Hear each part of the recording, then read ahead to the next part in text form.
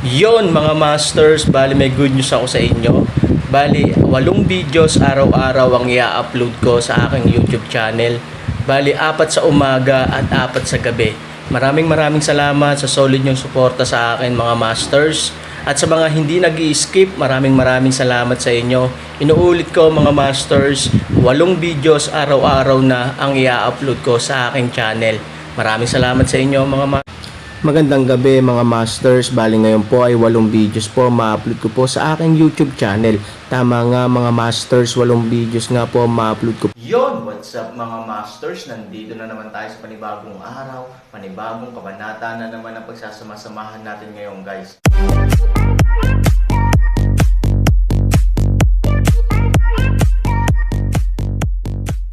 Bali mga masters, kung bago ka pa lang po sa aking YouTube channel, please click the subscribe button, lalong-lalo na po yung notification bell guys, para maging connected pa rin tayo sa isa't isa at maging updated kayo sa mga susunod ko pang video.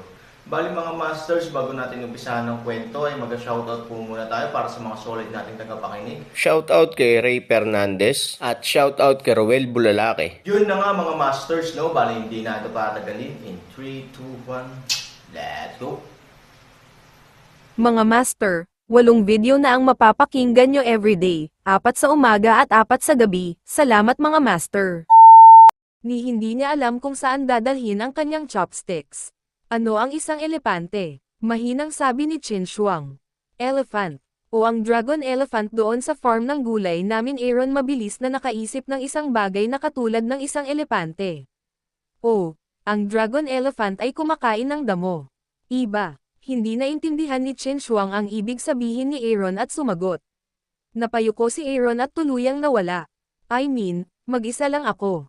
Hindi mo na kailangang maghanda ng maraming pagkain para sa akin. I can't eat them. Aaron helpless way. Si Chin Shuang ay tumitingin sa mga pinggan at awkward na tumango. Masyadong marami, pero gusto niyang laging masarap ang Aaron, pero hindi niya alam kung ano ang gusto ni Aaron. Kaya't ginagawa niya ang lahat ng mga pagkaing naiisip niya na. Sasabihin ni Chin Shuang, biglang kumunat ang kilay ng kilay, ang buong tao ay nakaramdam ng backflow ng enerhiya, hindi komportable. Sa oras na ito, ang Aaron ay nakagat ang katawan ni Chin Shuang na puno ng mapusyaw na itim na enerhiya, at ang hindi komportable na hitsura ni Chin Shuang, nakaramdam siya ng masama na si. Aaron ay mabilis na bumangon, isinara ang pinto ng silid ni Chin Shuang, at pagkatapos ay tinulungan si Chin Shuang sa tabi ng kama. Tuldok, alam din niya na ang masamang espiritu ni Chin Shuang ay sumabog muli, anuman ang iba pang mga bagay, inilagay niya ang sarili niyang lakas sa likod ni Chin Shuang. Tuldok, panipi, tumango si Chin Shuang, inilabas ang kanyang demon sword at nagpractice ng falling rain sword technique gamit ang Aaron. Kapag natapos na ang sword technique, ang buong katawan ni Aaron ay nagsusuka ng dugo. Bago gumaling ang kanyang internal injury, kailangang patuloy na i-activate ng Aaron ang kanyang enerhiya. Natural, hindi niya ito matiis. Pagkatapos ng sword technique, bumagsak ang buong katawan ni Aaron at sumandal sa sulok ng kama. Sa tulong ng falling rain sword technique, ang masamang espiritu ni Chin Shuang ay nasugpo. Sa oras na ito, tumakbo siya sa Aaron at tinulungan siya sa kama. Natatakot si Chin Shuang na mahulog ang Aaron kapag ibinalik niya ang Aaron sa kama, kaya nanatili siyang napakalapit at magaan. Napakalapit din ang distansya sa pagitan nila. Nararamdaman pa ni Aaron ang kanyang mainit na hininga. Sumimangot si Aaron, ni hindi niya maigalaw ang katawan niya. Sinadya pa niya iyon kay Chin Shuang. Bahagyang namula ang mukha nitong si Chin Shuang. Ilang segundo ang lumipas bago umalis sa Aaron. Bakit mo ako pinapahalagahan kung labis kang nasaktan? May ilang reklamo si Chin Shuang. Sinamantala rin ito ni Aaron upang mabilis na ilipat ang kanyang isip, na nagbibiro, hindi, alipin ako, gusto mong magkamali, ako ay isang alipin ay walang suporta, hindi maaaring mabuli hanggang mamatay. Panipi, sa pagsasalita tungkol dito, biglang nadismaya si Chin Shuang. Bukas ay pupunta siya sa main hall para mag-practice. Sa katunayan, ito ang kanyang pangarap sa loob ng maraming taon. Ngayon ay natupad na ang kanyang pangarap, ngunit nalaman niyang medyo hindi siya nasisiyahan. Kasi, ibig sabihin, matagal na niyang iiwan si Sifeng. Nag-aatubili siyang sumuko, hindi niya alam kung ano ang ayaw niyang ibigay. Marahil si Sefeng iyon, marahil ay si Lin Mengxi, marahil ito ay kakulangan ng isang alipin. Pupunta ako sa main hall bukas. Pagkatapos nito, kailangan kong bumalik. Biglang tumingin si Chen Shuang kay Aaron. Tumingin si Aaron sa kanya, hindi alam kung ano ang sasabihin, upang mabawasan ang kahihiyan, ngumiti si Aaron, pagkatapos ko ay wala na. Bakit hindi ko sabihin sa punong guro na hayaan kang pumunta sa main hall kasama ako? Pansamantalang tanong ni Chen Shuang. Ipinilig ni Aaron ang kanyang ulo, nanginginig ang puso ni Chen Shuang, kaka-admit mo lang, kaya sa lalong madaling panahon kailangan mong magtanong. Tumanggaw si Chen Shuang, na talagang masama, ngunit matigas ang ulo niya ay tinakpan pa rin niya ang kanyang pagkawala at sinabing sarkastikong, sa tingin mo gusto kitang kunin, hindi mo ba naisip na wala ako sa Sefeng at mabubuli ka hanggang sa mamatay? Hindi mahalaga kung mamatay ka, ngunit ang masamang espiritu sa aking katawan ay kailangang supilan ng isang tao. Panipi-panipi. Ang mura ng buhay ko buhay at sugpuin ang masamang espiritu para sa iyo, sabi ni Aaron na may matamis na ngiti. Napangiti si Chen Shuang, at pagkatapos ay naglabas ng jade pendant mula sa kanyang mga braso.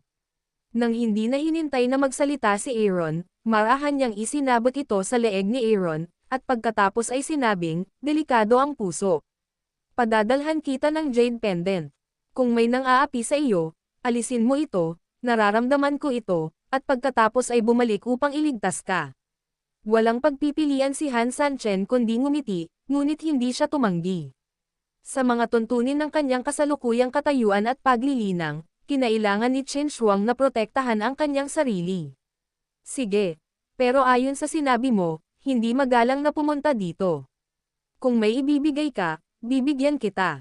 Aaron tapusin, malumanay basahin ang isang pangungusap. Biglang may loro sa kanyang kamay, ngunit ang kanyang mga balahibo ay mas napakarilag at maganda. Kasabay nito, mayroon siyang isang ibon na may mapusyaw na asol na apoy sa kanyang katawan. Nang makita ang ibon, nagulat si Chen Shuang at hindi makapaniwalang tumingin kay Aaron. Pagkatapos ay tiningnan niya ang ibon sa kanyang kamay ng may kagalakan. 100 Firebird. Ang Aaron ay 100 Firebird na si Chen Shuang ay sumigaw sa sorpresa. Aaron ngiti, naghahanap ng mahabang panahon, hindi, ito lamang ang unang yugto ng paglago. Tumingin si Chen Shuang kay Aaron gamit ang kanyang mga mata na parang seda. Mukhang excited siya. Hindi niya pinangarap na bibigyan siya ng Aaron ng 100 Firebird.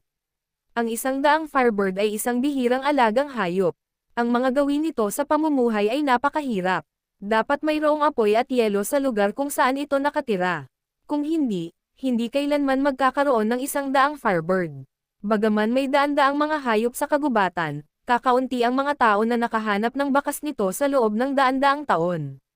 Nakita ni Yekero ang gabay nito noong bata pa siya, kaya nagustuhan niya ito sa unang tingin. Ngunit kung gusto mo talagang makita ito, hindi nakita ni Chen Shuang, at karamihan sa mga taong naniniwala sa nihilism ay hindi pa. Ang daang flamingo ay mas katulad ng isang uri ng espiritual na alagang hayop sa alamat. Inaamoy nila ang pangalan nito, ngunit hindi nakikita ang anino nito. Itinuring din ni Chen Shuang ang daang Firebird bilang isang uri ng paniniwala sa espiritual na alagang hayop. Siya ay nasisiyahan na makita ang mga ito sa kanyang buhay. Sinong nag-akala na balang araw ay lilito ang 100 Firebird sa kanyang harapan at pagmamayari pa rin niya. Hindi pa ito nakikita ng Aaron. Binigyan ni Chen Shuang si Aaron isang malaking yakap sa oso. Naaamoy ni Aaron ang mahinang halimuyak sa kanyang katawan, gayon din ang lambot at temperatura ng kanyang balat. Pagkatapos, bumangon si Chen Shuang at masuyong tumingin kay Aaron, tinitingnan ang Firebird sa kamay ni Aaron, salamat. Medyo napahiya si Aaron sa kanyang biglaang pagyakap, you're welcome. Pagkatapos ay iniabot niya ang Firebird sa kanya. Si Chen Shuang na may 100 Firebird, ay hindi ito may baba, masaya na parang bata, maganda ito, kahit hindi sapat ang laki, ngunit gusto ko ito. Talagang mahirap para kay Chen Shuang at sa iba pa na makahanap ng 100 Firebird, kahit na matugunan nila ang mga ito, ngunit hindi mahirap para sa Aaron. Bilang hari ng mga hayop, kung anong uri ng pabor ang gusto niya ay isang salita lamang. Matapos basagin ng Aaron ang ipinagbabawal na lugar ng mga patay, inalagaan siya ni Chen Shuang sa lahat ng oras, kaya wala siyang magawa at hiniling kay Xiaobei na humanap ng paraan para makuha ito. Just like it, then you can play with birds. Busy ako sa trabaho ko. Han 3,000 tapusin, umupo pabalik sa kama, cross-legged sa estado. Malumanay nang umiti si Qin Shuang, tulungan mo na kita, tanggalin ang iyong Amerikana.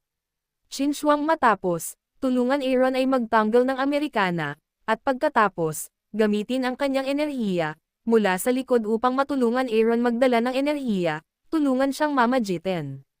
At sa oras na ito, sa labas ng bintana, ilang mga alagad ang walang magawa na tumingin sa nakasaradong bintana, umiling-iling at bamantong hininga.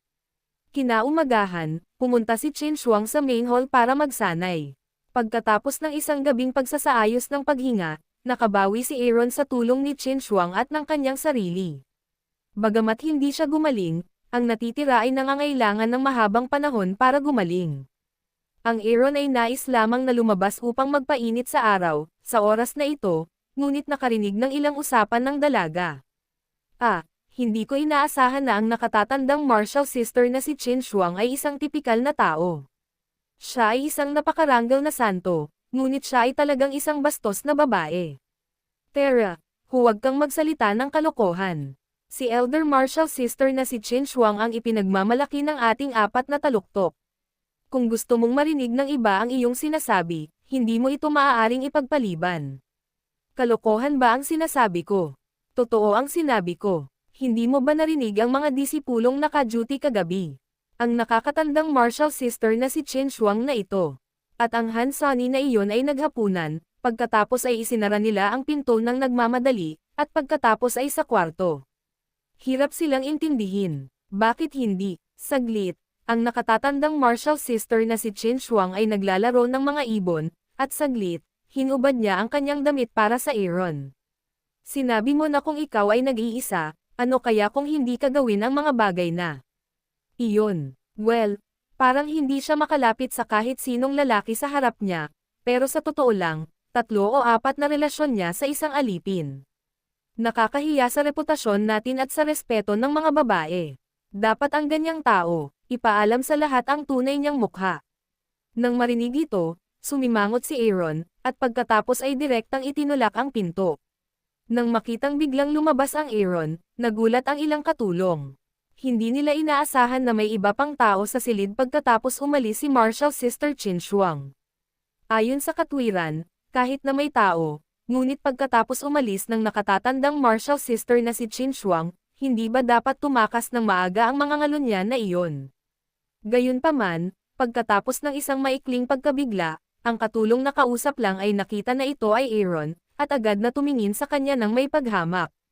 Nakarinig ka ba ng isang salita? Ang mga alingaw-ngaw ay pumapatay ng mga tao. Nagsasalita ka ng walang kaparirikan. Naisip mo na ba ang mga kahihinatnan? Hindi nasisiyahan si Aaron sa pagtitig sa kanya. Hinamak ng dalaga na lumaban at sinabing, "Siyempre, alam ko ang kahihinatnan. Ang kahihinatnan ay ilantad kayo, ang mga aso at lalaki, at ipaalam sa lahat ng nihilist ang ginawa ninyong dalawang mga ngalunya at patutot." Pinipigilan ni Aaron ang kanyang galit at kumunot ang noo, pagkatapos ay sabihin mo sa matanda o pinuno ng piksek. Hindi magtatagal, malalaman ito ng buong nihilist. Ang tanong, may lakas ka ba? Maidservant ka agad na hindi nasisiyahan sa pagsara ng isang boses, ang mga salitang ito kung paano siya maglakas loob na sabihin. Ang gap ng antas ay naruroon. Hindi siya kwalipikadong makita ang pinuno o ang elder ng piksek. Haha, ang galing mo ngayon. Umakyat sa malaking puno ng nakatatandang martial sister na si Qin Shuang at matutong ipilit ako dito. Ikaw at ako ay mga alipin, at alam kong hindi ko sila nakikita kahit kailan. Panipi, I can take you, malamig na sabi ni Aaron. Ang maidservant ay hindi ngumiti, kayong lahat ay mga taong may relasyon kay Qin Shuang.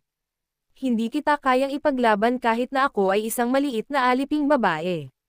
Sa huli, hindi ako ang nagdurusa.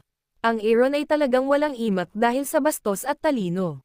Sinasabi niya lahat, pero parang hindi, grabe talaga ang selos ng mga babae. Totoo rin na ikaw, isang mababang antas na babae, ay palaging nasa likod ng Qin Shuang, kaya kailangan mong makipag-usap ng mapait upang makahanap ng isang pakiramdam ng pagkakaroon.